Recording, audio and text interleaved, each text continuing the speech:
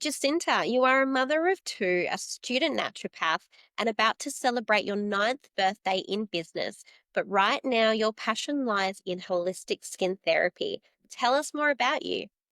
Yeah, so I used to do mainstream skincare and therapy straight out of beauty college. You kind of taught with one brand and you think that brand's the best thing in the world because you don't know anything different. So the brand I was using kind of had that concept of like the more it burns, the better it is for your skin, or like the higher the exfoliation, the healthier your skin will be, or the better the results you'll get. So I kind of lived with this as my Bible for a few years. And then during COVID, I was actually coming off mat leave and we got locked down. So I was like, what am I going to do? So I looked to do more skin education and I found a few skin anatomy courses. And then from that, I kind of found corneotherapy. So I'm a corneotherapist now. And with corneotherapy, we kind of work on treating the skin and supporting the skin at all times. 24/7, we just want the skin to work in its best way possible so that when it is struck with internal stress or deficiencies or topical stress, it kind of knows what to do. So, can you tell us more about what a corneotherapist is? Yeah, corneotherapy. So how I used to treat, like if someone was to come in with dry skin or acne, I would have normally done like a microdermabrasion, a chemical peel, sent you home with a lactic acid peel, a lactic acid serum to get your skin hydrating, kind of get your skin working healthy, and then you come back next month and I do a chemical peel again and just kind of strip everything back. With corneotherapy, we work on realigning everything from literally the basal layer. So we look at the cell being formed at the beginning, how much oil is in it, how much water is in it, so that when it finally kind of gets to the surface, we've got enough oil and water to create the barrier pretty much. So in the skin, we start with these big juicy grapes. The oil's membrane, the water's inside. And you've got your DNA as well. So as your skin cycle goes, and every day you keep making cells, this little cell gets pushed up, pushed up, pushed up, and it gets squashed. So we kind of have the oil from the outside of the cell and the water from the inside kind of gets squished out and it creates this brick wall with our cell. So on a healthy skin, we've got these really smooth, compact cells, this oil and water, and then your pH on top to protect you. So on a skin that's a little bit less healthy or impaired, you're kind of starting with more of a sultana.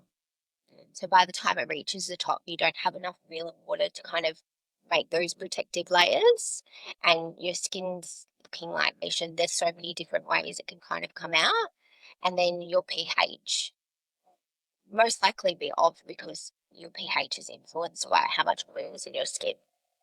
So with corneotherapy, my job is to make sure your skin is got those big juicy grapes and you've got like that really good barrier that's working for you. Um, with my old way I used to treat skin, I would have just kind of removed the evidence of the dry skin exfoliation. But with corneotherapy, we kind of look at like, why is there a sultana cell? Why is there enough oil in the water? Why is there not enough oil in the skin? Why is there not enough water in the skin? Why is the pH not working? So that's the kind of difference between corneotherapy and normal skincare. So, it's really treating the root cause. Out why the skin's not functioning or getting acne or being dry versus just kind of removing the evidence or the pigment, but also not like working out why the cell's producing too much pigment. Yeah. Is this what led you to want to study naturopathy? So with naturopathy, like my goal is to, when a client comes to me for a consult for skin, I can then do their consult, send them off for testing that they need to do. And then when they come in for their first treatment or follow up appointment, I've got all their bloods, their markers, their hormones, all my testing. So I can kind of know exactly what the root cause is, not just treat topically, but also figure out why it's happening internally. You really are. You really are the most passionate person that I've ever met when it comes to skin, and I love it. This is why I love coming to you to get my facials. So, how does an holistic approach to skincare differ from a conventional approach? Yeah, so with holistic, like with corneotherapy, um, there is like natural skin therapy and then there's corneotherapy. Like it's the next step of skincare being natural and holistic kind of thing. So even with our ingredients that we use, a natural skincare might have that hiding in it. So we don't use fragrance, we don't use silicones, we don't use mineral oils, we don't use emulsifiers, conventional emulsifiers like sodium lauryl sulfate. We don't do that. We don't do colors and like even essential oils. We are a bit yeah. So we would use maybe essential oil in like a wash off product, but never left on the skin. There's a water that you mentioned. What was that one? Micellar water. Yeah. So emulsifiers. Okay, so for clients coming to see me, like I get them to stop micellar water and makeup wipes. Like that's like the biggest thing to stop before they come see me without adding anything. So micellar water is emulsifiers in water. So emulsifiers bind oil and water together in a product. It's their job. You need it in a product. If you're having oil and water phases, you need it. So with it, micellar water, it's pretty much just emulsifier in water. So when we apply emulsifier to the skin, it could be like a sodium lauryl sulfate or like a liquid. Um, it binds oil and water together. So it'll actually bind to the oil and water in your skin. So you apply the micellar water, it feels really great. But the next time you wash your skin and that micellar comes off, it doesn't know the difference between a product oil and water and a skin oil and water. So this is when it's called like a washout effect, and it will actually grab your oil and water from those barrier that I was talking about before, and it will wash it off, and you're left open. So you'll do that every day, slowly, slowly, slowly, and you'll just slowly break down your barrier, and then something might happen internally, stress, pregnancy, that kind of thing, and then your barrier literally is hanging already by a thread, and then that will just be like the cherry on top. So, what makes our skin dry? Yeah, so there are a lot of like internal reasons why a person may be dry. Dry, there might be like a flaking of skin on top. Um, there's a thing called enzyme impairment, and that is when your skin stops exfoliating by itself naturally. So our skin naturally exfoliates properly when we have enough oil and water in our skin. Water is actually what turns your enzymes on. So if you don't have the oil in your skin to hold the water in and the water's evaporating, your enzymes will stop working. So that's when you start seeing like a build up of skin. It's because your skin's actually stopped. You've got like little pigments in your skin that exfoliates every day. And it kind of just takes off what it needs when the cell's ready to come off. So when you're enzyme impaired, that's literally, or dehydration is another one they call it in mainstream. So your enzymes have actually stopped working. So again, in conventional, you would just exfoliate um, and hydrate it. But with us, we kind of look at why is the water not holding in the skin? So we need the oil phase as well. So that's another reason. And then genetically, there's a deficiency called filigran gene deficiency. So this is a lot more common now. I think skins like even like acne, peril dermatitis, keratosis pilaris, all these skin concerns are starting to happen because filigran gene deficiency, it'll happen either like in a parent or in a mum or dad. So if your dad has it and your mum has it, you 100% have this deficiency. So filigran is a protein in our skin that makes it hard. So that's like makes it that protective, waterproof cell. So if you have a deficiency in this filigran, when your cell is being formed, it's not actually being very strong. Like it's skin should look like a bowl of uncooked rice. It should be really smooth, compact, nothing's getting in, nothing's getting out, and waterproof. So when you're lacking this vinegar deficiency can actually be linked to like your family members.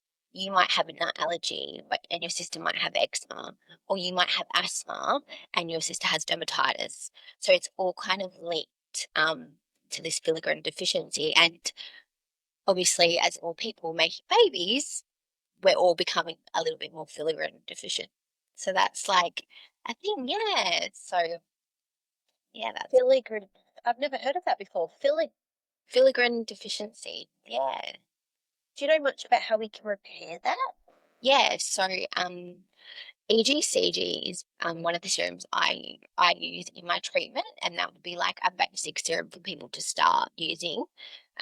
Most skin concerns are due to that um, those barriers not forming properly, so we kind of work on that first. The filigrane in our skin is actually what creates our water or our natural moisturizing factor in our skin, so our water phase of our skin. So if that's not forming properly, we don't have enough water in our skin, which leads to more skin conditions. The other reason people can kind of see dryness in their skin is EFAs. So that's the essential fatty acids or the omega 3s. So when we don't have enough omega 3 in our body doesn't make it. So we need to get it from our diet or supplements.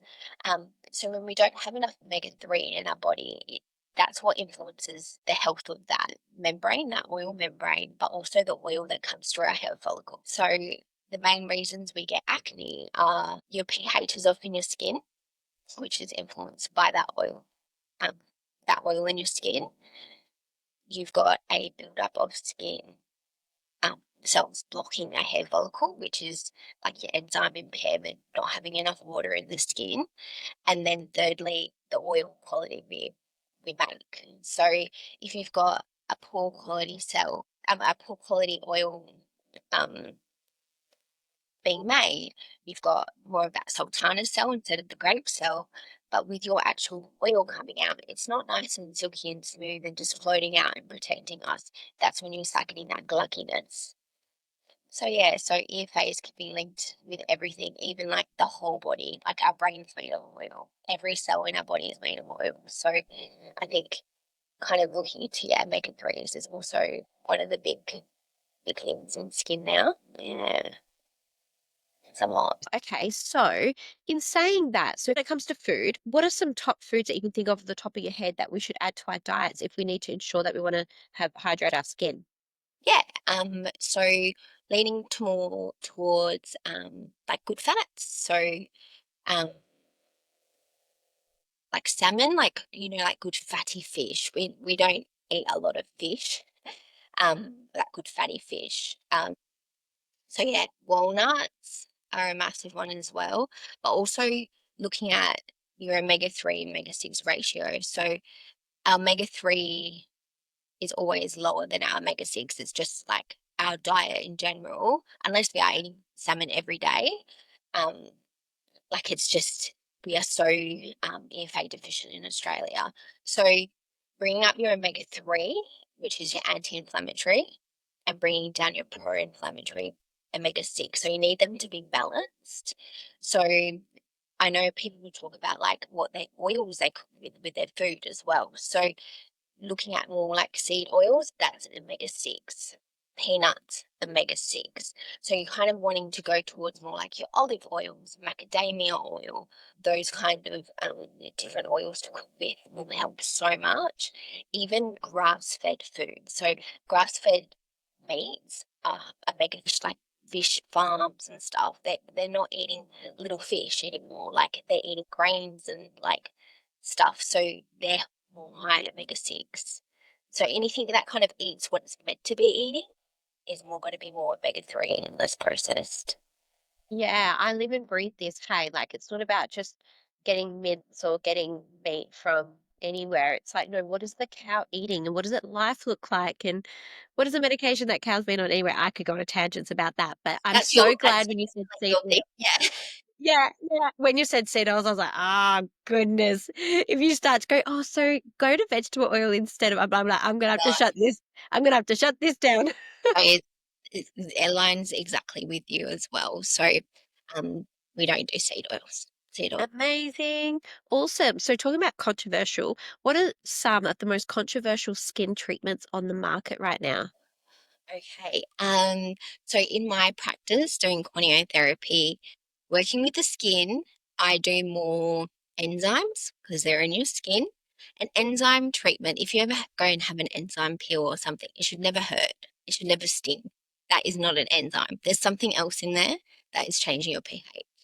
If you ever go and have like a nice enzyme treatment and it's burning and stinging and they're fanning you, get out of it. That's not an enzyme. I've had They've got so other many, they've got I've other had so ingredients. many of them. Yeah, it's not like for something to sting or burn, your immune cells are activated, and you that is like end game for me. Like to get your barrier working, your pH working, is to turn your innate, like it's to turn your immune system off.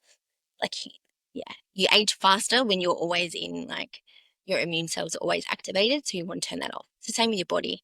If your immune cells are always activated, you're going to age quicker. You're going to be high inflammatory. You need to turn that off. That is the goal, internally and externally.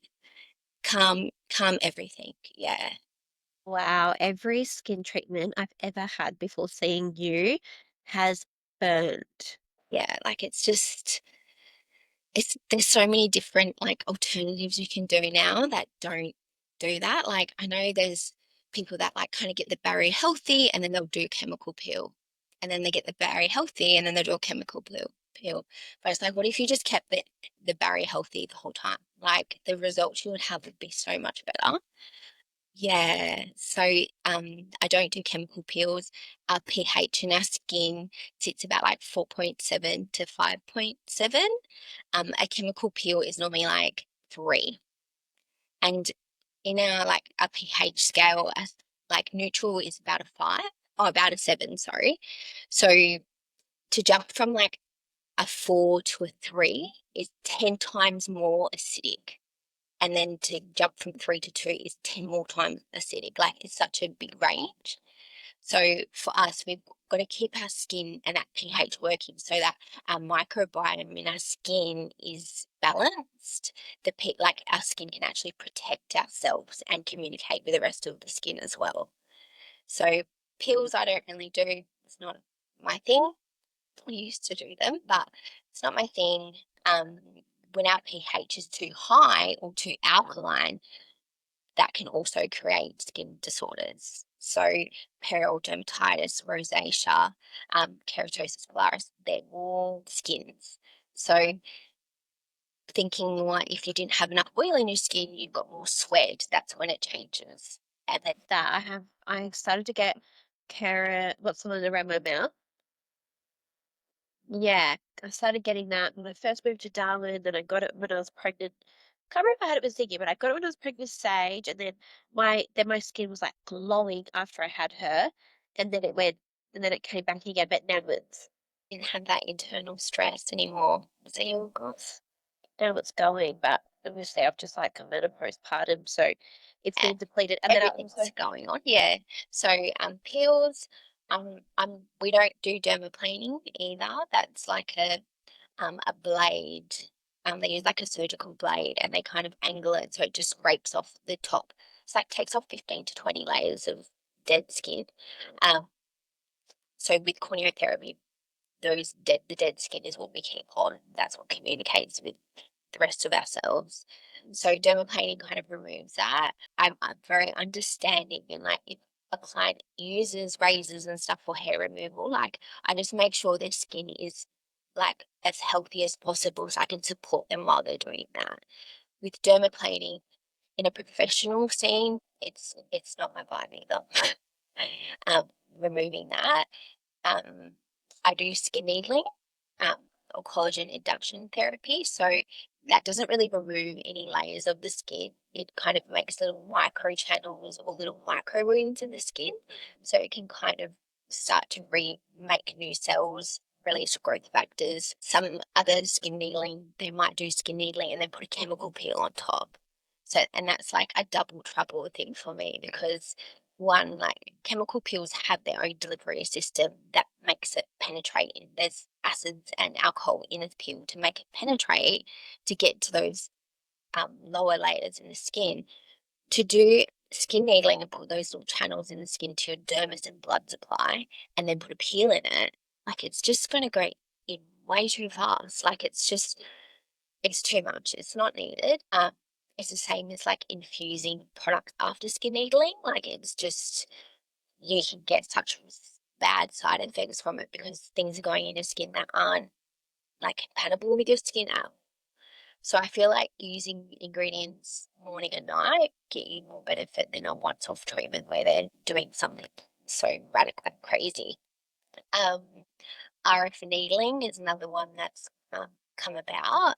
So that's skin needling with radio frequency. So once the needles are kind of in your skin, they send a shock of RF needling, but this kind of produces that shock collagen. So for someone like say skin tightening, I've had it on my stomach for skin tightening. So what it does is it produces a collagen that is like a burn victim, shiny, tight. So it's got that tightening effect.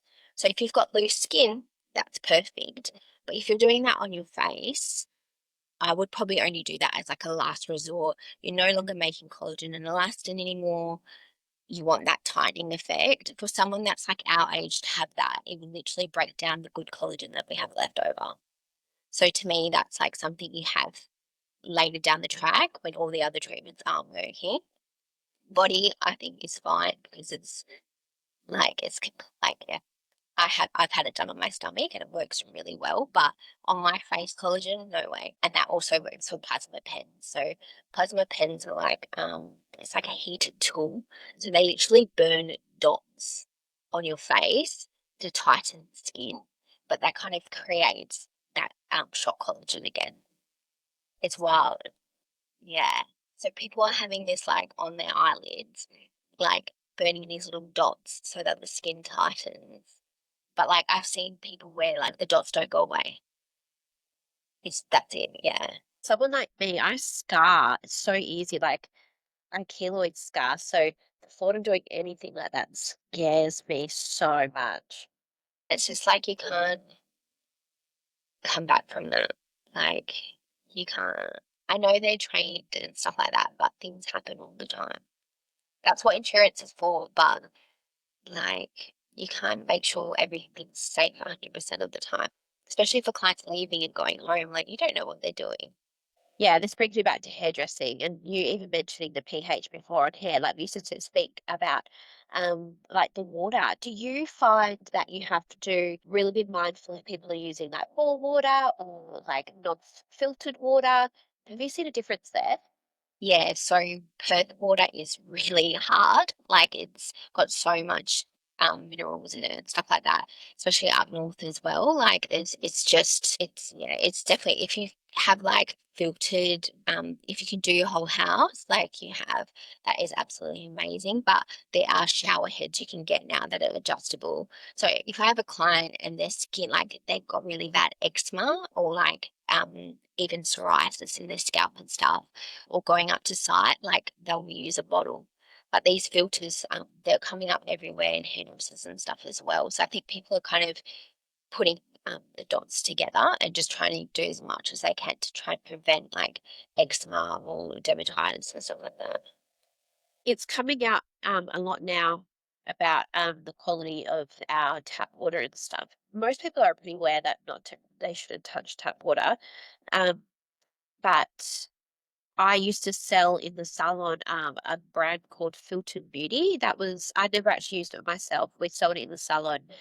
It was probably the only one I actually did research on, so I didn't ever compare it. But yeah, it was pretty well known. And if anyone is listening and you wanna look into putting a filter on your shower, there's one for you, Filtered Beauty. Otherwise, do you know of any other Yeah, ones? that's the one that I've kind of looked at too. Yeah. Yeah, that's what I kind of looked into for clients. And then yeah, clients that do FIFO, like they have to use like water to do their cleansing and stuff because the water's just even worse up there. Living in Darwin for 3 or so years. It was wild. Like we started coloring when I moved there and I started like lightening people's hair and seeing the differences in like bleach touching hair, and I could tell if someone had been living in Darwin for for a couple of years because you'd put the bleach on their hair and you could the foil would just burn up and it would process a lot quicker. So if you had looked at a client while your foils were processing, you had to be extremely I kind of learned the hard way. You had to be extremely mindful that your foils aren't going to take 45 to an hour to lift. They're going to take It sometimes cut the 15 to 30 process minutes. time. Yeah. Yeah, and Just so um, damaged. Like, yeah, it's it's so very damaged. different. Yeah, so we had to get really hard on people and be like, before we lighten your hair, we need to do chlorine cleanse. It was called a Malibu crystal cleanse. We used to have to do that and also get them to use this special shampoo every time they wash their hair. It was called a maxi wash by Kevin Murphy. That every brand has one. So it's got a chelating shampoo where it strips off the metals and minerals so that you didn't have a reaction between. So it's the minerals. Yeah. Yeah. So I know I just asked, so this next question I have for you may link back into this, but if there's anything else, is there any treatments that you believe are overhyped or even harmful? Plus facial was like a big thing on Instagram. And I think that did have like dermaplaning and then like they kind of looked really shiny and glassy. But you can kind of get that look from just putting oil on your face and the right lighting. Like I think it's a bit of a hype. I still believe dermaplaning is still a hype. Um, they like say that it can't change your hair at all kind of thing. And it's to me, I'm like, it's not worth it. It's that need their facial hair removed. I always recommend threading because that's like the most best way for your skin to remove hair. So you're not applying any chemicals, any heat, any wax. Like it's just coming with like the hair is just coming out itself. Um, so yeah, the dermaplaning, the needling, and then the chemical peel over the top. I see a lot of like Instagram. I don't know if it's kind of like a to like to make people look at it, but like they'll skin needle and they leave the blood on the face. But like where I've kind of been taught to like you remove the blood as you go because the iron in your blood actually stains your skin. So you would have like freckly afterwards.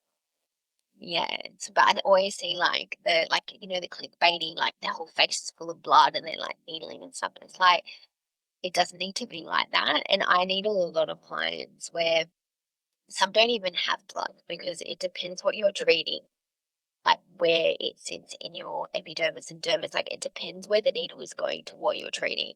So if I'm treating pigment, I'm not going in the dermis because the pigment cells aren't in the dermis, so there's no blood. So yeah, it's a different. I try to stay off Instagram as much as I can. There's always, I think there's like a salmon sperm facial going on at the moment. Um, yeah. So I know exosomes are big at the moment, but they're like I'll back exosomes. That's trending at the moment. I'm trying to think what else is trending. What else is trending? It's the silicone masks. Pulling all the different things off, like when they sleep and they can't have they unmask all the stuff in the morning. Have you Yeah, seen I've those? seen it. It looks so good. Yeah, and I'm like, to have to have like a sheet mask on or like yeah, and then the LED. I'm like, LED doesn't penetrate oil or silicone. Like it's a light. Like you need it. It needs to be bare face for it to work or reflect off and not work. So I'm like, there's so many things like I've seen the taping like for the lines and stuff like that. I've seen great. They used to have a thing called wrinkle or something, and that was like a silicone patch you would wear to bed to stop your skin from crinkly. But now it seems to be like tape. So people are taping stuff. Um, I haven't really got into that as much. I've done a lot of I saw the brand called Cheap Beauty, and that's kind of like you apply different magnets to different areas of your face and you sleep in that. So that's a little bit different as well. But like my thing is pulling the tape off. In my head, I'm like, that's not great for barrier. Like, surely there's another thing we can use to apply to the face to do these things. Coming back to wrinkle schminkle, wrinkle schminkle. So Yeah. they're like, if anyone who's listening, like, what is that? Yeah, It's like a silicone patch that sits on your skin, and people put them on their chest and their forehead, under their eyes, over any like hard creases in their face. it's I have sleeping. them in Yeah. my shopping cart. I've been eyeing them up, but I was like, I need to wait to talk to Jacinta because Yeah. Yeah, they don't do anything to the skin like barrier at all. Like, so to me, I'm like, if you're just sleeping in it, that's completely fine. If you were to get like a sheet mask that had all these random actives and acids and stuff, which is, I feel like sheet masks and makeup wipes, they have such a high preservative, because they're in water. They're sitting something sitting in water, and it's the same with face wipes. Like, to be able to put your hand in a wipe and pull it out and that not go boggy. Like, the preservatives must be very high in it to stop you coming into contact with a dirty hand or whatever and putting your hand into a product. The only way that would work is if it was a water-free product, like an oil or a balm. Like, you don't need to put a preservative in oil because it is preserved itself. So you can kind of touch an oil balm, but wipes, I'm like, no, no way. yeah, I can't even when I stay at my like best friend's house, she's used white baby wipes in the past. I don't know, not baby wipes, she uses Johnson's wipes in the past. I don't know if she does anymore because she's going down the low tox train too, but she has the most beautiful skin where if I used them, my skin feels horrible. So your cells will be different, like your filigrin and your K division. Like, it's so, everyone's so different. And like, I have twin clients, identical twin clients. One's got perioral dermatitis, really eczema skin, and then I've got the other one that's got beautiful skin, but she's got acne on her cheeks. But they're identical twins. So it's like it's every it's like a fingerprint. Everyone's skin is completely different, and that's why I find like I find it really hard when people are choosing or like looking at trending skincare on Instagram, and they're going to the chemist and they're getting this and this and this and this, and it's like you don't even know if your skin needs that. Like, you're just giving your skin more things that it needs, but it's the other things hiding in the ingredients that are probably not going to have the best effect on your skin.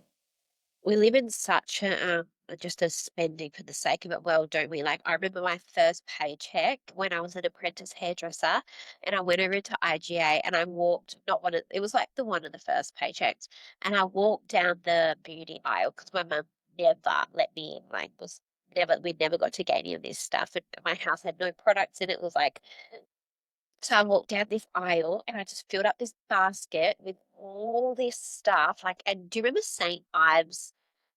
Yes. Yeah, like I tore my skin apart using that as a teen. Like, Journal. Yeah. that's it, apricot kernel. That was the best one. Is I don't know. I hope that person is no longer in business. They are, but like it is like you kind of, and as like a girl, like you walk through that. I can't wait to use those products when I'm old. I'm going to be a woman when I have my little skincare routine. Like, it's like my daughter's 11, and like the stuff she asked me to buy, and I'm like, no, sorry, no. Like, she knows she'll sneak it. Like, but it's yeah, I'm like, no, she knows. She'll thank you one day. Alrighty, so what are your number one ingredients for skincare? So when it comes to skincare, you want something that aligns with the oils in your skin. So our skin is literally made of phospholipids, squalene, ceramides, free fatty acids, cholesterol, and triglycerides. So when you look for a skincare range, you want those base ingredients in your moisturizer. That is like the goal. Um, with skincare, we have like an oil and water phase in the skin. So this is the hardest bit where people will use just an oil, and it's not enough for the skin. I know a lot of people are using beef tallow at the moment. Um, if it is working for your skin and you have no issues, go for gold. don't fix what's not broken. That's my biggest thing. If a client comes to me and they're using something and their skin's healthy and perfect, go for it. Like that is fine. But if you're coming to me with something wrong um, with your skin, I'm going to dive deep into what's in the ingredients that you've previously used in your skin, what would be causing the skin to be impaired. So with beef tallow, I don't use it in my practice. Um, I use a balm. It's the same with Vaseline. Like I don't use Vaseline, but I do use a oil balm that's free from water that it contains those same fats as your skin. So with beef tallow, the pH in it, I think it's like a 9. So coming back to like us, yeah. So coming back to our skin, um, sitting at 4.7, like it's too alkaline um, for our skin. And that's kind of when your pH starts to kind of break down and not be able to protect itself. So I also know the oil in our skin, the closest oil to it is jojoba oil. So jojoba oil and beef tallow are very not the same. They're not the same. They're not made of the same oil. I don't know how to explain that. Like it's yeah, the closest thing to our natural oil we produce is jojoba oil. Where I've seen that beef tallow is saying that that is the closest thing. It's definitely not. Like the closest thing to our skin is pig to start with. So that's also another thing as well. So if you're wanting to use like just an oil, like if you're just, cleansing or using like I wouldn't use a flannel, but I would probably use like even like a microfiber cloth.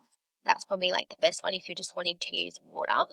A micro or like a chamois. I stock a chamois because it goes dry, so I don't have to worry about bacteria. So if you're using a flannel or cloth, you just have to really make sure that like you're using it once or you're making sure it dries really well because the bacteria will start to grow in the flannel if it's still wet kind of thing. So you can do something like that.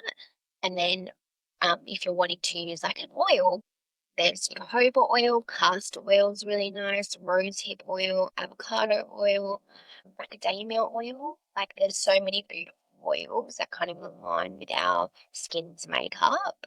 Um, they're the ones I would recommend. If you're wanting something really basic, I would start with that. Okay, so what are some ingredients that we should avoid in skincare? Yeah, so the biggest one would be probably like the sodium lauryl sulfates, where I feel like people are a little bit more aware of that now. You can kind of get a more foaming agent. I think there's one from aloe vera and a coconut oil, a coconut. So there are definitely more alternatives now with a foaming agent. Um, so yes, sodium lauryl sulfate, fragrance. Um, Anything with fragrance, just the word fragrance. like just fragrance, man. Like it's fragrance is not needed. Um, essential oils, you can use that in like a wash off product, but I would never leave an essential oil on the skin. Um, in my personal opinion and business and stuff, your skin doesn't know the difference between fragrance and essential oils. So for us to use essential oils therapeutically is through the nose. Like we smell essential oils and get that therapeutic effect through that. But to apply something to your skin, like lavender is the most biggest aggressive, like essential oil to your skin. And it is coined as calming and stuff. Your skin cell doesn't know the difference between that and fragrance. And it penetrates so fast compared to our skin.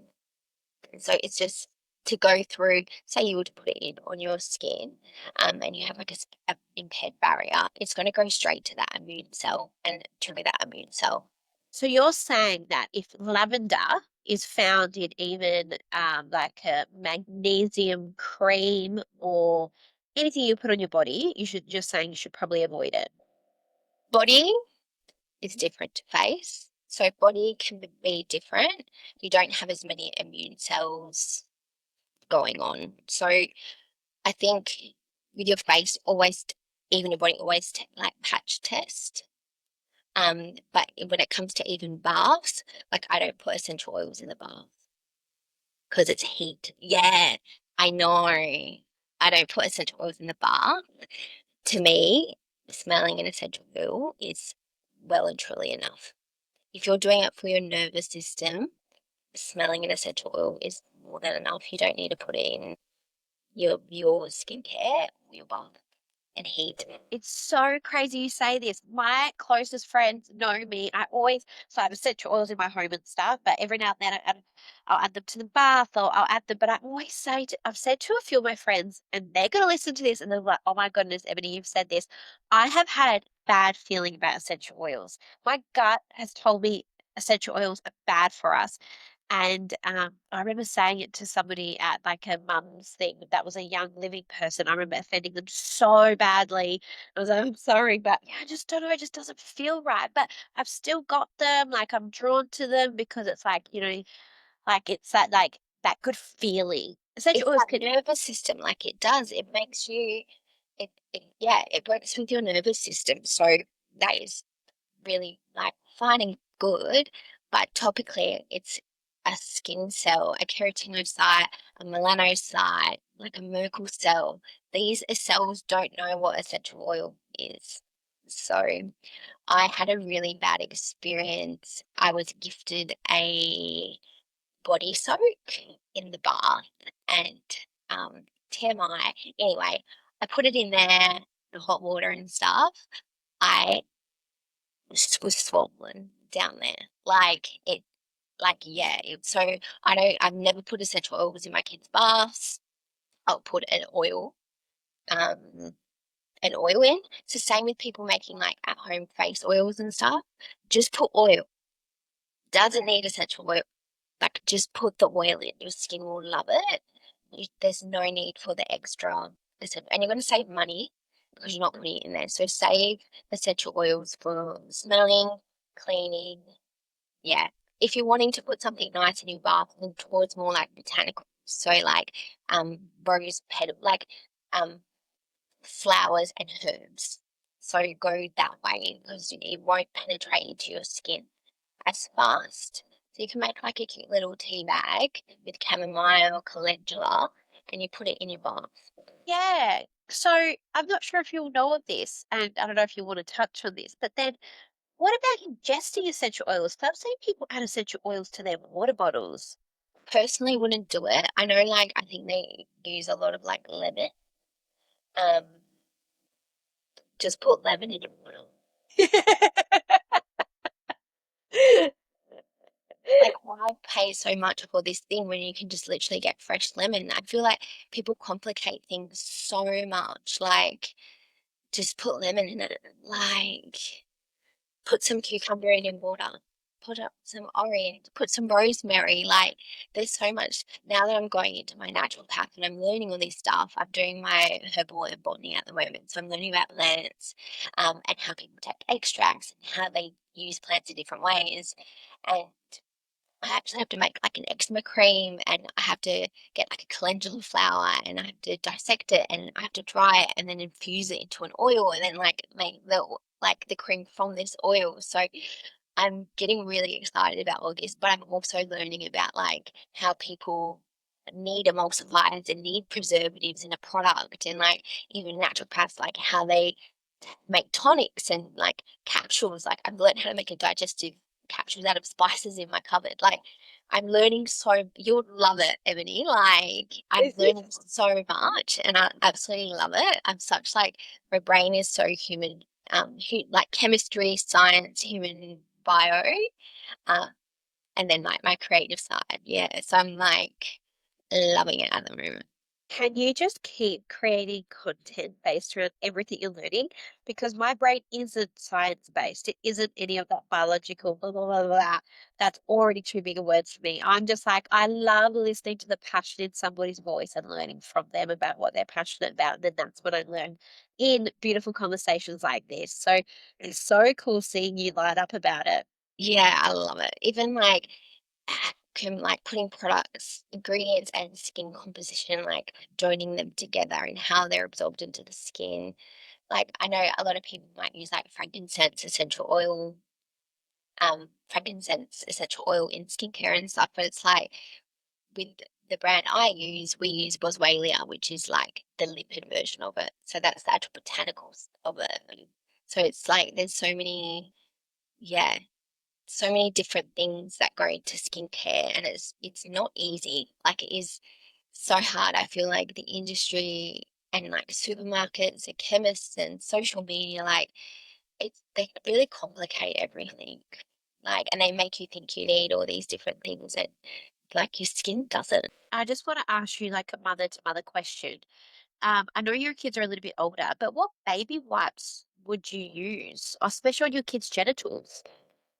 I literally just used to use. I did skin before I had Darcy, so but in my treatments I use the Fibrella, the wipes, they're just a dry wipe. I just used to use water with the Darcy, like water and a fibrella, like a Fibrella.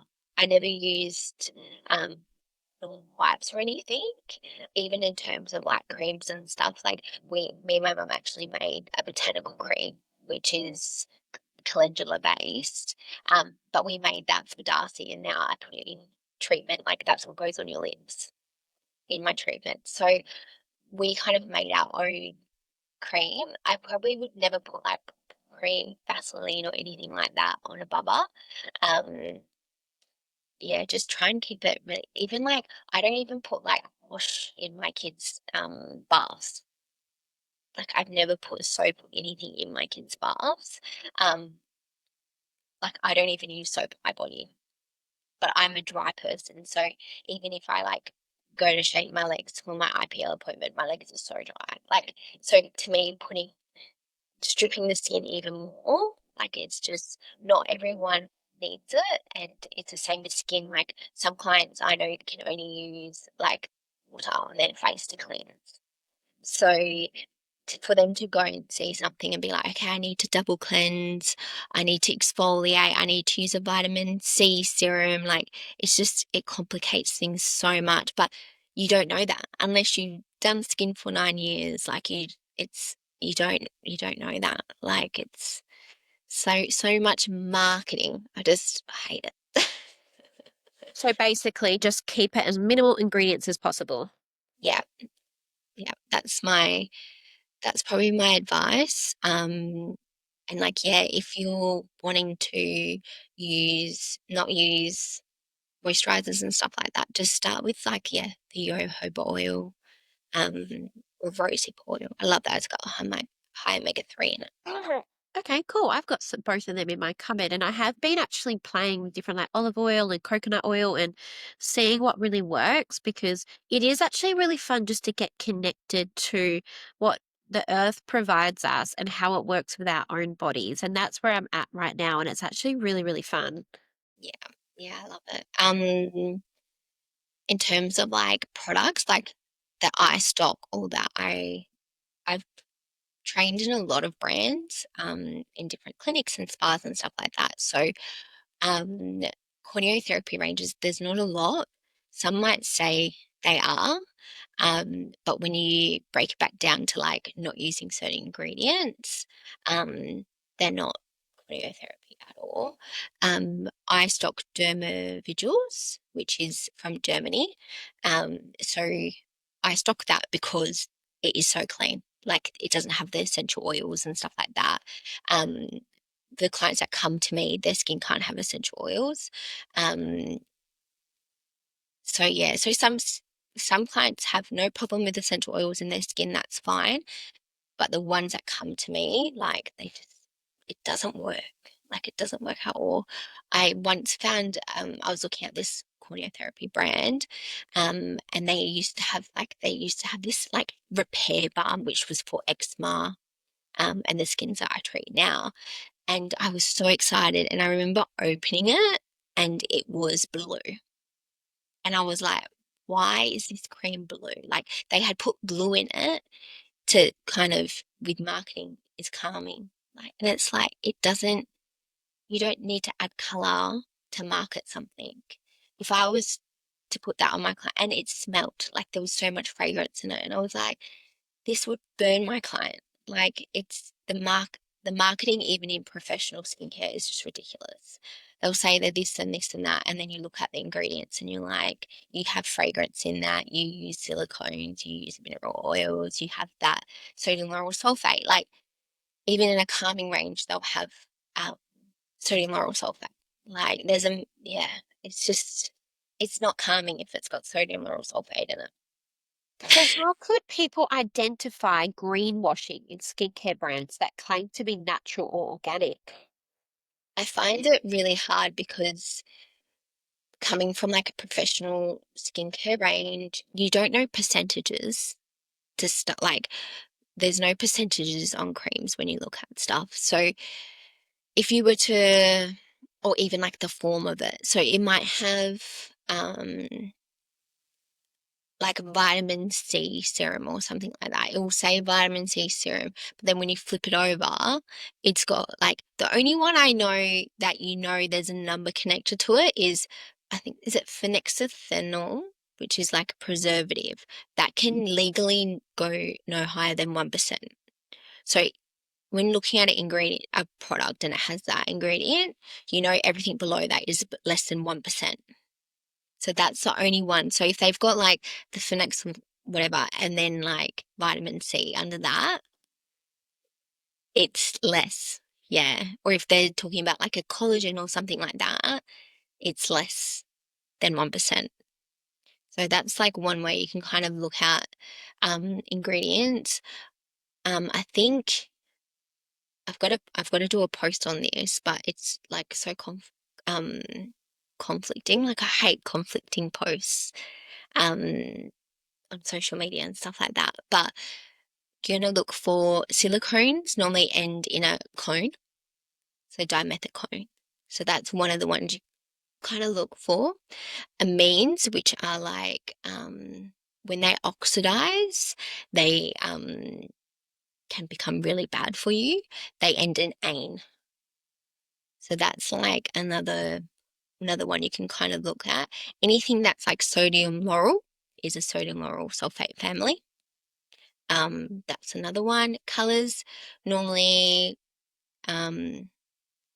it'll say like colors. So I only ever use natural pigments. So they'll have like the codes will be like a CI and then it'll have some numbers. They're the only colors I would recommend in a product. So they're normally like in makeup and stuff like that. Natural makeups. And then the fragrance, there's so many different names for fragrance now, but even I think it's called linul. Like, I don't even use that, and that's meant to be like a natural fragrance. Yes, cool. So, just keep it basically as simple as possible when it comes to your ingredients. Yep, and it's hard. You're not gonna know. I know like a lot of people use apps and stuff, but now it's like coming out that apps are owned by other brands to make. Yeah, so it's really hard. You kind of have to do your own research or see like a skin therapist or talk to a holistic skin therapist. Um, but it all comes down to like what aligns with you. If you're happy to use, if your skin's working and you're happy to use beef tallow, use beef tallow. If you want to use essential oils in your skincare, use essential oils in your skincare. If you want to use fragrance, colors and stuff, that's fine. Um, but as what I do, I just know they're the main ones that kind of create the skin barrier disorders. So pH, those layers, immune cells, like that's what I look after. Yeah, right. Beautiful. So, how can consumers tell if a product is labeled clean or organic? Like, is it truly safe? No, I think there's a lot of marketing out there where it'll say like organic or clean. I think it all comes down to also your research, but looking at the brand itself and looking at like their morals and like where they source their stuff even. Like, I feel like that is massive. Bigger brands are a bit harder, and I know like brands change over time. Like, the creams that our parents and grandparents used years ago are not formulated the same as they are today. They've Yeah, or they've been bought out by other companies and they've used different ingredients to make it cheaper. Like, and I've seen people post about like McDonald's and stuff like that, but our gut and everything has changed post COVID. Oh my God, so much perioral dermatitis, vaccines, histamine responses. I had like one, I don't want to get into vaccine stuff today, but I had one done and I had a full histamine response on my neck. So and it's coming out now, like the perioral dermatitis, when we used to have to wear the masks. Like it's all, everything is happening. Like, and now everyone's kind of linking it like, oh, okay, everyone's become more sensitive. Clients are going in for treatments. I've seen it posted in professional pages, clients going in for treatments and they're reacting to things that they didn't react to beforehand. Like everything has changed. Products and like formulas and creams and stuff, like say beef tallow. Um, People used these centuries ago and they're natural and stuff like that. But back then, we weren't eating processed foods. Our gut microbiome was so different. We were eating more meats, vegetables, less carbs. Like our body is so much more inflamed now by the environment, what we eat, what we drink, everything we touch. Cars, we're breathing cars in. Like there's so much that impacts our skin that didn't used to 100 years ago. So I feel like skin is always changing. Talking about, well, we won't get into vaccines, but let's go into other jabs. What's your take on injectables like Botox and fillers from a holistic perspective? So coming from a corneotherapy perspective, it's not impairing any of those barrier lines because it goes into the muscle. So technically you're not removing anything. So that's like our standards like corneotherapy, holistic naturopath Jacinta. I've had it done for my wedding. Um, that I had last year because I was walking into the sun. So I've got a really bad brown line right here. So I had it done, but I probably will never have it done again. Like to me, yeah, I don't want to risk it for the biscuit. Um, to me, I'm like, I can't say I can't use fragrance and then be doing something like that to myself. Yeah. Again, it's everyone has their own take on things, and different views on things. So yeah, Yeah, and you got to pick and choose your battles, don't you? Like I've had it done in the that's it. past, and I love it. Like you feel incredible. Like you're like, yes, and then it fades off, and you're like, oh my goodness, and you become more weathered and more older and haggard. Like as a Dependent on it. Yeah. yeah, it is. Like, and I've had to say to myself, like, right, like, obviously, like my whole life, and I guess my identity has come around being healthy and stuff. But if I one day decide to go and get it, I've got to own it. Like, do you know what? I'm going to pick and choose my battles. I'm going to finish having my babies, finish breastfeeding, maybe go get it again one day. I don't know, but I'm actually having a guy on the show this week. His name's Oh, he's a holistic gut specialist, and he speaks a lot about Botox and the gut lining. So I'm really excited to talk to him because he shared a lot of really crazy, incredible information that, yeah, just I haven't come across yet about Botox and the links to um, basically causing leaky gut. So that would be it's interesting. it's just so hard because your body is a whole system. Like your circulatory system and your lymphatic system is all joined. Like, yeah, I find like I do lymphatic treatments to help with like the healing and stuff like that. But there's like people get like less swelling in their feet, but they've had a treatment on their face. Like it's everything is aligned, and with my naturopath, like that's what I'm learning. I'm learning all that stuff. Um, Kate talks a lot about it. Like I love Kate. I see Kate personally myself, so we do all the acupuncture and stuff, and I just feel amazing afterwards. So I believe, and then I believe in all that stuff. And the more I go into my degree, like I'm so excited to learn more. Yeah, Kate's incredible. So for anyone listening who doesn't know who Kate is a midwife and a Chinese medicine practitioner, and I interviewed her last week. So I don't know the order of all these podcasts are going to come out. Me and my assistant are just editing away, and whenever we publish, we'll publish. We don't know. There's no system to it. We're completely with the flow of it and completely with the flow of motherhood.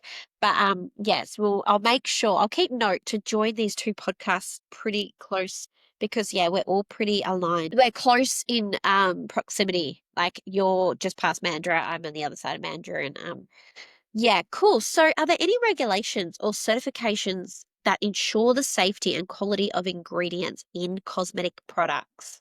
Yeah, so I don't know like a great lot of that because I haven't made my own skincare to sell before. We're just getting into that now with my degree.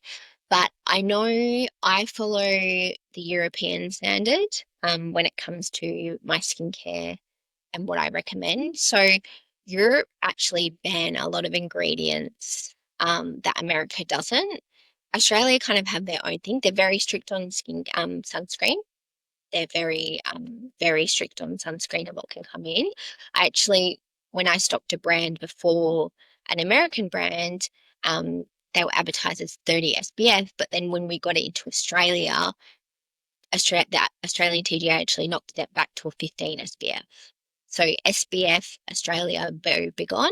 Um, yeah, they're massive on the TGA approval and stuff. So in terms of skincare, I follow European standards. So they've banned a lot of things that America hasn't. So I don't follow American estheticians or anything like that unless they do corneotherapy. Um, because they're taught differently. The ingredients they use are completely different to us. And I feel like all the ingredients that we are kind of learning about that aren't great for us, tones, emulsifiers, or not emulsifiers, fragrances, those kind of things, they're already banned in Europe. So I feel like kind of catches on, it will catch on a little bit. Um, but yeah, it's like skincare is so different, like in terms of science and like you can make natural skincare in like a factory or like a commercial kitchen. Um, but then like the brand I use from Germany, instead of putting like coconut oil in a skincare, they extract um, they extract triglycerides from a coconut. So that is the difference. And I feel like when people see the prices of like brands that are corneotherapy or natural, they are higher because one, they're using this science of extracting things and the preserving of them is different. They can't use preservatives. So they kind of have to use like different containers and airtight laboratories and stuff like that. So it's so different. Um, but I know like there's a lot of natural skincare out there that are made in like the big whipping machines and stuff like that. You just have to make sure like um, they will have to run so many tests to be able to be sold. It's the same with the SPF. SPF, I think you have to has to be made and then put into like a production testing, and then after 2 years they test it again to make sure it's SPF 15. And if it's not, they start again.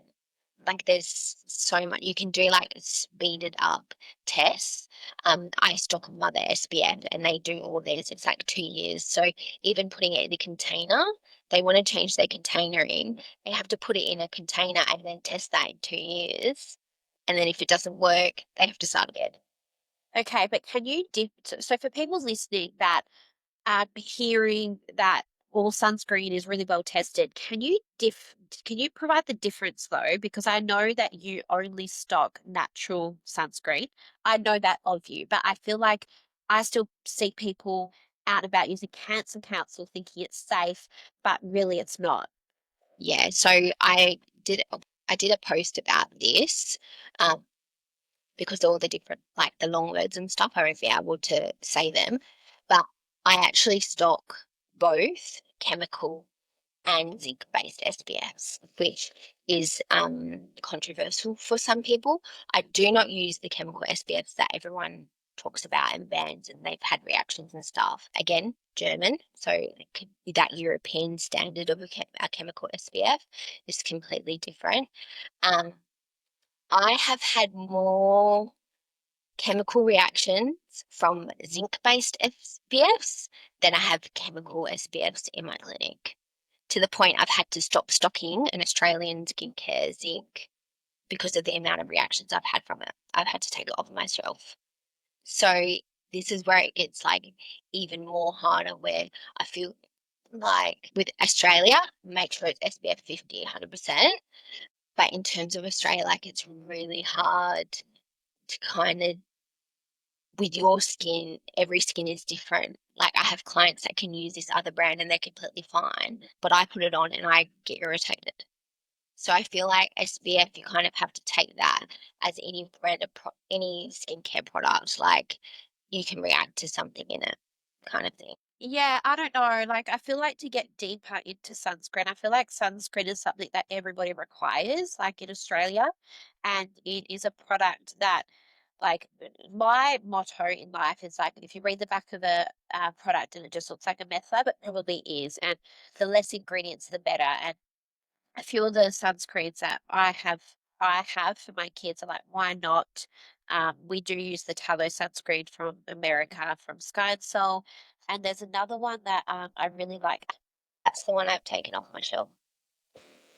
Okay, um, I stock Mother SPF. yep, She's WA based. yep. She was kind of around first, and she's the one that does all the testing for everything. Everything she makes, she puts a lot of time into what she makes. And I'm now stocking Soul Sister, which is a new one, and Okay, that's a zinc based one as well. okay. I think for anyone listening, anyway, just from my advice, is like go to a health food shop or a corneotherapist. Like, I just don't think getting a sunscreen from IGA or Woolies or Coles It's is, completely different. yeah. I think a lot of Australians are making sunscreen because there's that lack of market, because like from all the reactions we've had from the Woolies ones and stuff, and the council, the Cancer Council and stuff like that. I feel like going back to, if you find a sunscreen on Instagram, go back to their website, have a look at their values. Um, that's like a big one. I find the smaller the company, not the better, but you can actually normally speak to the person running it, like it's, or you can email the owner about it.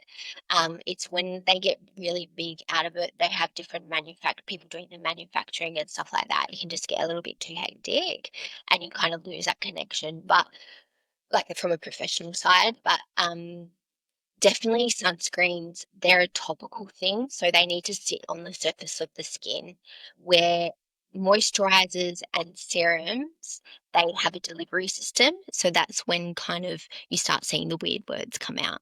So I feel like I might do a post about this, but there's a lot of education. Like there's a lot of people get a lot of like really scared when they read labels. I know the apps help a lot because it kind of just, like, even me, I've used apps to kind of work out for clients coming in and they're like, got this moisturizer, I'll chuck it on app and I'll just, so I can understand what ingredient is what. So yeah, I feel like definitely, again, comes down to like your morals of what you want to use and what you want to use.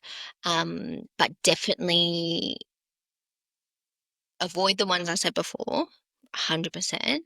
But like, yeah, SPFs always keep them simple. They don't have a delivery system. They don't need 100 chemicals in them. They're a topical protection thing. Um, but with your moisturizers, that's when it gets hectic because they're kind of binding oil and water together. For anyone listening who's wondering about this app, there's an app called Think Dirty. That's what I used to use. And there's another one. Like, there's so many out there. You can even write, you could probably just write into Google, like, Think Dirty app or alternative, and just start getting a feel of the ingredients that are in your home, and you will learn a lot. The health food stores are a good one for skincare. Like if you're wanting to just start basic kind of thing. But yeah, still looking at the ingredients for fragrance. They always, Yes. for some reason, that they always, it's a marketing thing. I know sometimes natural things don't smell very good because they'll be have herbs in them or something like that. So they might not have the nice smell, but um, they'll put fragrance in it to make it smell good. What would you think about like so I actually just recently brought I wonder if it's actually an essential oil now. This might be a silly question, but I've been wanting to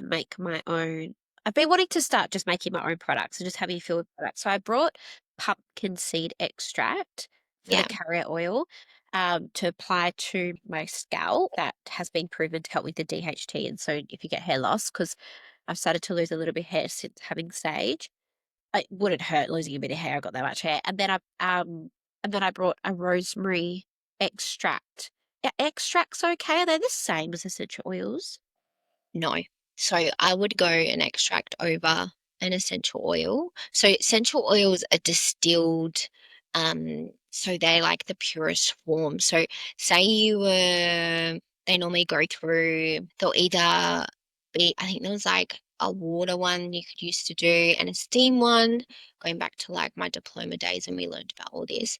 Say like you've got your extract, essential oils will be like 100 times stronger than that. Yeah, So a right. molecule of essential oil is tiny, tiny, tiny, like Yeah. so small. That's why they absorb so quickly.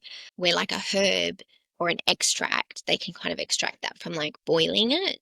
It won't go in as fast unless it's got like something in it like alcohol that will make it penetrate faster.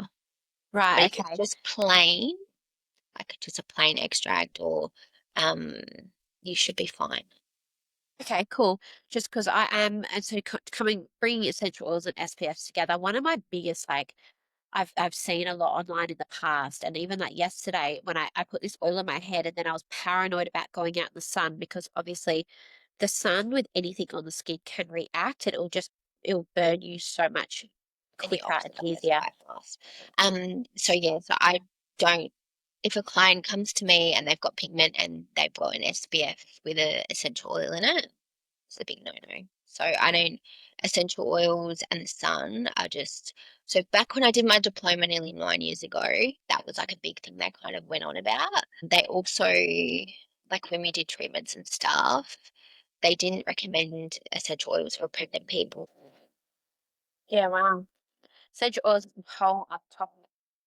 Right. So, is there any brands or products you trust for holistic skincare and makeup? Yeah, so I stock Air Perez. I looked for a very, very, very, very long time to try find a natural makeup that aligned with my values, but also budget friendly. So Air Perez is one of them. Gua or Gaia, that's another one that's a new one that's come out. Trying to think of the other one. It's an older brand. Oh, Jane Iredale. That was another one that's been around for a very long time. I is it Luke Beauty Foods. They do like a lot of lipsticks. They're really nice. I'm not a fan of Lust Minerals. Just from the when I've been searching, Lust Minerals, I wasn't that much of a fan of. I think they've got silicones in them. There's another one like a day something or Airy Day, that's like a sunscreen. Some of them have silicones in it. Probably silicones and fragrance are my biggest ones with like skincare. They're probably like the first two I kind of look for. And sodium lauryl sulfate. Inica is nice. I think some of them might have a micro silicone in them. That's another one I've looked at. So, would you say avoid Inica or No, I wouldn't say avoid Inica. I'd say like for skin like yourself, I would probably be checking for the silicones because it's so hard with like makeup ranges and skincare ranges. Half the products might have silicones in them and half of them might not, or half might have fragrance and half might not. So I never just like call out like no, don't use that whole brand at all. Like you kind of have to kind of look and pick and choose. Air Perez was the only one that I could find that was clear through like the whole thing. So that was just what I got. Um, but it's again, you have to choose your battles. Like if you want a long lasting makeup, there's a good chance it's probably going to have a silicone in it or something in it to make it stick like a primer. Or if you want like that smooth finish, it's probably gonna have a silicone in it because that's what silicones do. I think anything that's, like, advertised as, like, velvet, like velvet look, velvet touch, it's like that it's a silicone that they use to make that blurred effect. So I kind of would avoid that. If your skin's healthy and, you don't have any problems, go for your life, but when things start turning bad, they're the ones that I could probably, um, stay away from, silicones, fragrance. So, if a makeup brand has oils in it, would you say avoid it? If you're going out in the sun, probably wouldn't do it. But again, like they've probably been put in there for more of a marketing, nice smelling thing. If they had just botanicals, then like probably like you go for it. But it's more like it's okay if you're starting to use like botanicals and like vegetable stuff. But it's like the essential oil in the sun. Yeah, I probably wouldn't. But it's okay if it's a wash off product. Yeah. So Okay. if you because most natural stuff doesn't have like that silicone or mineral oil, that barrier kind of thing. Anything you put in your skin will absorb kind of thing. So if you had like a primer with silicones in it, it prevents stuff from going into your face. Okay. Awesome. Yeah. So before we get into motherhood and business owning, I just want to get out my questions from our community that they have for you. Okay. First question is, what are alternatives to Botox? So skin needling is really great for fine lines because it reintroduces that collagen and elastin and hyaluronic acid stimulation that we don't really have anymore as we get older, kind of dies off. So skin needling, it's really good for treatment for fine lines and wrinkles, but also like if you wanted to do those patches, um, that's like a good because it stops you from frowning. Like I feel like because it's a muscle, the more you do it, the more it would be. I frown a lot, so we frown kind of thing. Smiling, I get smile lines kind of thing. Um, so yeah, something like that. Even home rolling with like an MTS roller, like that's really good. Chi Beauty is really good. That works with like the chi. So what it does, it's like little magnets. So you apply it to different areas of your face. There's like different matrices for different skin concerns. And you would apply that and you actually sleep in it. And what it does is it brings all your dermal reserves, like your hyaluronic acid, to the surface and it really plumps your skin. So something you could do that before like an event. Um, but yeah, we all naturally age, unfortunately. That's what one of my really good friends always says to me. She was like, just age gracefully. And I'm like, okay, next question. What's your thoughts on the tallow trend? I know we've covered it a bit, but let's just go for it. Um, so going back to like pH, the pH in tallow is quite alkaline. Um, yeah, so beef tallow, the pH in it is very alkaline compared to our skin. So that's when we start to see like a different, the incorrect balance of bacteria on our face. And then also, um, beef tallow is a lot different to our natural skin oil. Our skin oil is closer to like a jojoba oil. They're very different. Okay, cool. What about is retinol the same? And what's great for 40-year-old skin to keep it healthy? Yeah, so with retinol, there's so many different forms. From I use a retinol palmitate, but then there's people that use like retinoic acid. So that's like a lot more stronger. Can't go in the sun. Can only apply it different certain days. So every brand will have their different um, way they use vitamin A or vitamin C. So I recommend a retinol palmitate. Your body converts vitamin A into retinol. So using a retinol palmitate, your body will convert it into vitamin A that it needs. So for me, using serums, vitamin A, anything like that, you want to use it morning and night to get the full benefit of it, not one day and then 3 days you use it again. You want to be consistent when it comes to skincare. So using a form that isn't going to make you sensitive to the sun is probably the best bet. Retinol palmitate is safe for pregnancy and breastfeeding as well. So that's something that you can use throughout. I prep with retinol palmitate for my skin needling. Um, if I have clients that have pigment, they use like a vitamin mask, which is vitamin A, C, E, and D-panthenol morning and night. So they'll put that underneath their sunscreen, and the vitamin A will actually help protect them from the sun even more. So most of my clients, I will try get onto they'll eventually work up as their barrier gets better, onto this vitamin mask morning and night because it is the best way to protect your skin from the Australian environment. Awesome. What And about it's easy, yeah. okay, cool. What about castor oil? I love castor oil. When I first started skin, there was such a bad rep about castor oil. As long as you get like an organic one, most health foods stock like a castor oil for the castor oil packs and stuff like that. So I actually use that in my massage now. Like when you come for a treatment, it's got like the skin's clients like the client skin love it. So yeah. Someone else has written how to get rid of my 11 lines in Perth, heading to Queensland for an alternative needling treatment. I'd love to know what this needling treatment Yeah, I feel like is. I should have responded and been like, can you elaborate what this is? So basically, how to get rid of fine lines. And actually, because we've already kind of gone over this quite a lot, what is your thoughts on the face massage? Because I downloaded that lovely app and I paid like $40 for it for the month, and I probably did it for a week. But Yeah. basically, like you do the most funniest exercises, like if anyone's watching on this video clips, like Ah, okay. that was one of them. So that shows Um, you've got like a trademark face massage that you do every night. you do? No, is that like what it is? Like It's like she every day. No, like every day on the app, it tells you like what you need to do, and then you follow it. But the thing I didn't like about the app, it was all AI, so it wasn't like it wasn't oh, like a human doing it. It was like an AI robot doing it, and automatically I just shut off from wanting yeah, to I feel like something participate. like that, you need that personal touch. You do, Um, yeah. But yeah. what are your thoughts on basically face yoga?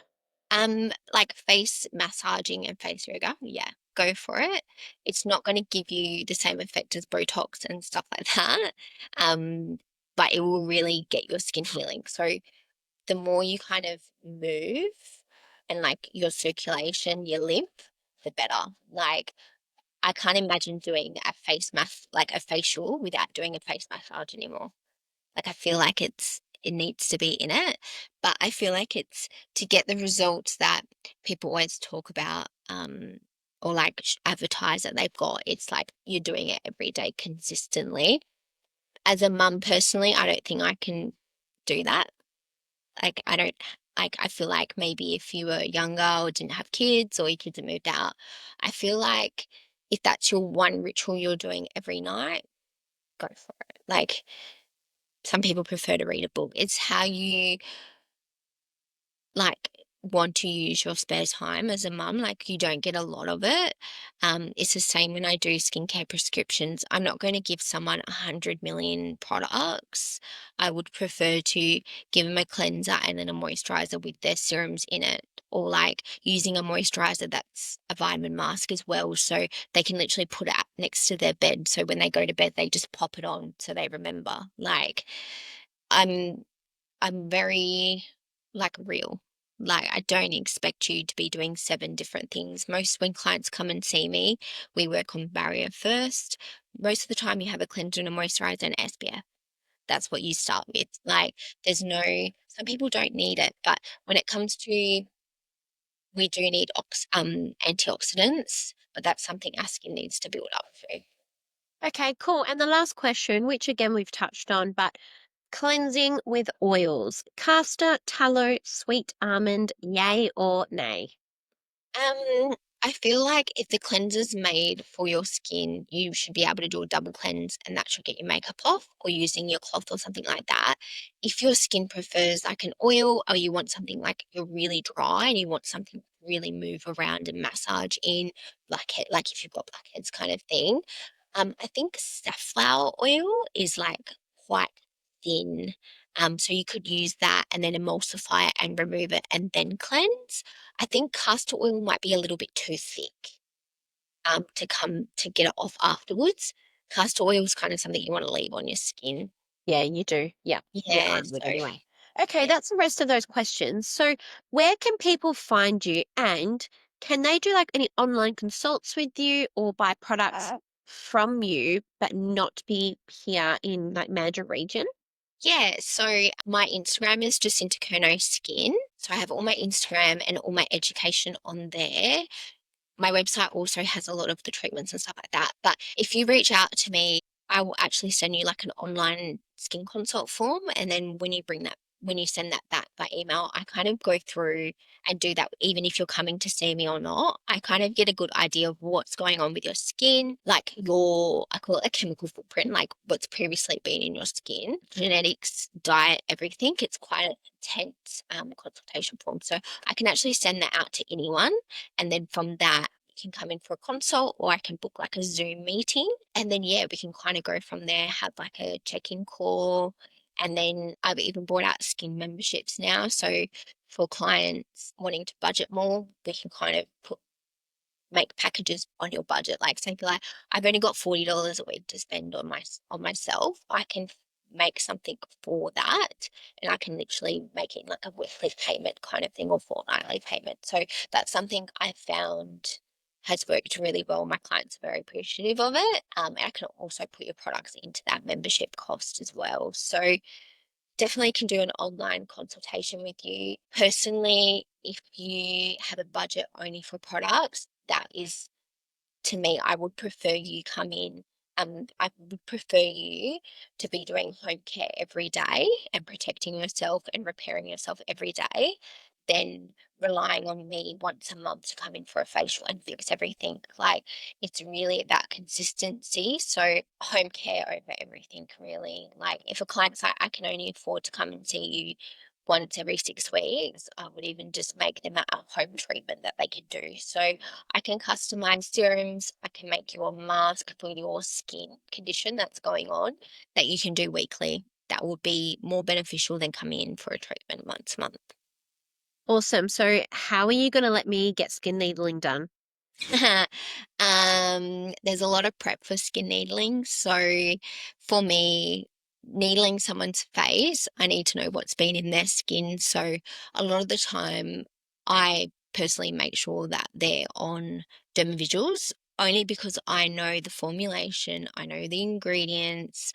If someone's coming in using a different brand, I don't know what's in there. I don't know the acids percentages and stuff like that. So I know what I know kind of thing. So for skin needling, it's something that I kind of work up to because once your barrier's working properly and you've been on the products for a couple of months, sometimes you might not need, like you might not have scarring left over from acne, like so you might not need it. So my biggest thing is barrier first. Once that's working properly, we can start introducing actives with skin needling. Vitamin A, B, C, E, and zinc are like your best friends. So I'll normally make them up a serum that they can do morning and night just to prepare their skin. If you're ever going for a needling treatment and your skin's not prepped, they've not got you on any products to prepare you for the skin needling, you're creating wounds in your skin. If your skin's not working, you're just going to damage it. Or you're going to make the same cells that you had before and your skin's not going to change. So you need to be making sure that your skin is making the best cell it can. EFAs, I have to make sure that your cell membrane, you've got enough oil, you've got enough water in your skin. So generally, I tell the girls custom serum, vitamin A, B, C, zinc. Um, yeah, A, B, C, E, zinc. You have to be on a sunscreen because if you have needling done and then you go out in the sun, you're going to lose all your little baby collagen that you've just worked and paid lots for.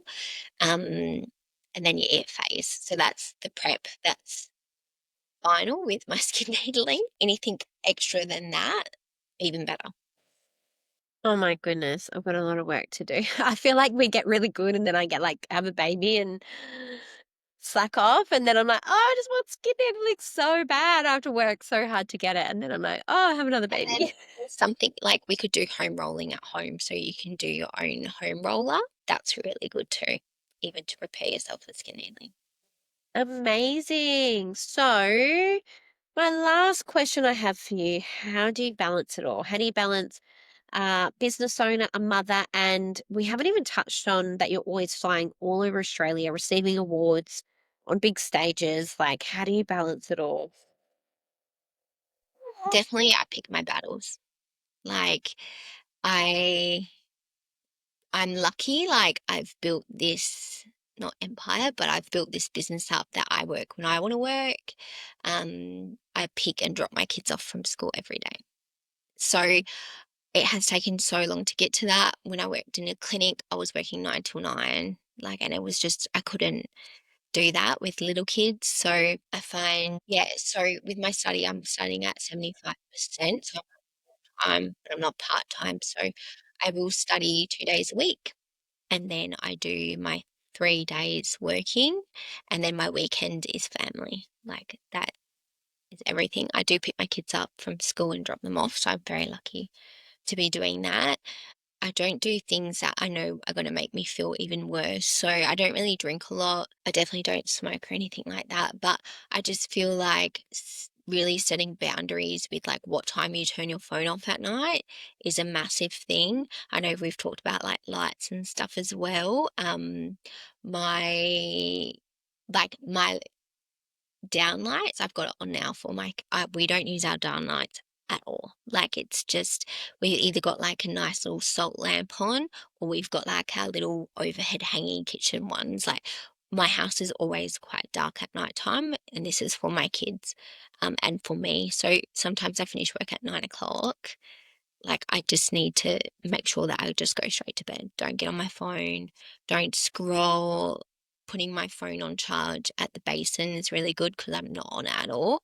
But I've actually got like I worked out this thing on my phone where it's like widgets. So I can actually change the setting. I think I have it on here. I can show you. I actually changed. This has been an absolute lifesaver. So these are my little widgets that I have on my main screen. So at the moment I'm in mum. Oh no, I'm in mum mode. So yeah, so these are all like my personal apps, and then I have boss bitch mode, and it changes, and it has all my work apps, and then this goes on at 9 p.m. Wow. So that's something that and all the notifications are different as well. So when I'm in my working mode, I can get notifications, but there's no noise so that I don't disturb a treatment. And then the mum one. So I kind of have set that up. And there's like you can do a fitness one as well. So you have all your fitness apps and stuff. I don't do that, but that's something else you can also do. So I could probably even share that with you, like the link of how to set that up. But that has been amazing, especially study. I'm not getting notifications coming through while I study. Yeah, story of my life notifications are so distracting. Thank you so much for your time today and coming on. I'll grab all of the details and put them in the show notes, and I'll be booking in to see you soon.